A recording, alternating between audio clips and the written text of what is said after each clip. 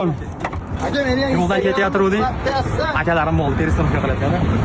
Ne o'ylab ben 8-9 millionga berasan, 15 million. 3 oylik bersa 15 million. Endi bu to'g'ri novvos ekan. Qarang. Asali Xudo nasib qilsa qo'yimizni sotdik-ku. Ertaga nasib bo'lsa seshanbadan asali novvos olamizda. 7-8 millionni mo'ljal qildim, 7-8 million. Qo'ydi ekan, bo'ldimi? Avvalo nasib. Aka nasib qilsa ishga ko'rishib olamiz.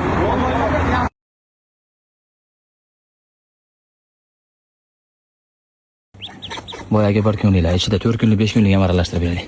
Akamiz Qo'qondan kelgan ekan. Mana. Aka xursamiz 20 ta oladi o'zi. Qiziqib ketib yana 20 ta qo'shoq 40 ta.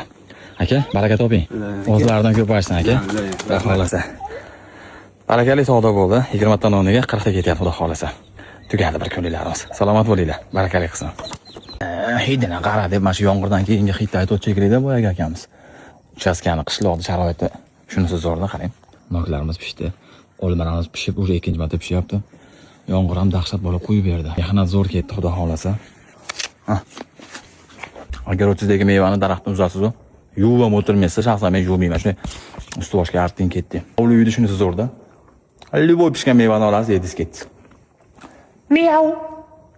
Eng qizig'i eshikni qo'yapman-u, mana ularni olib chiqish esimdan chiqib qoldi-da. Turkiya biznesga xudo xolasa tayyorgarlik haqiqatan ham chiroyli ketdi. Men o'yladimki, mana yerda ham joyimiz bor-da. Buni xudo nasib qilib boshlab olsak esalomon, manaqachi brollerni ham tashlab ko'rmoqchiman, uy sharoitida. Xuddi shunaqa boks qilmoqchiman. Avvalo nasib, harakat qilaveramiz, sabablarni qilaveramiz. Alloh o'zim bersa, yaqin ham qilib ko'ramiz-da. Oxirgi qadamlar qoldi. Haqiqatan ham o'zimga ham yoqib ketyapti.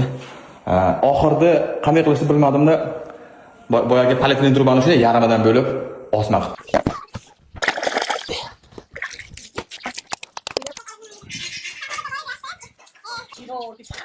Bastadir chiroyli qilib gruntovkani urdik. Tepasi qurib bo'ldi o'sha.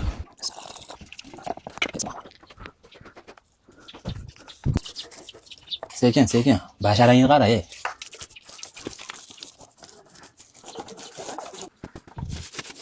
Kibrli tepadan qaraydigan o'rdagim bitta ko'rsatay. Esimga tushib ketdi. Mana ikki o'ziga joy qo'yapti mana. O'ziga yoqqan joyga qo'yadi-da bu tuxumda. Tepadan pastga qaraydigan, nima gap qizlar deydigan o'rdagimizdan-da bu. O'zi ham oppoqqina. Mana da 60 ta teshik bor. Yo'q, u tepalikka qo'yish kerak-da u.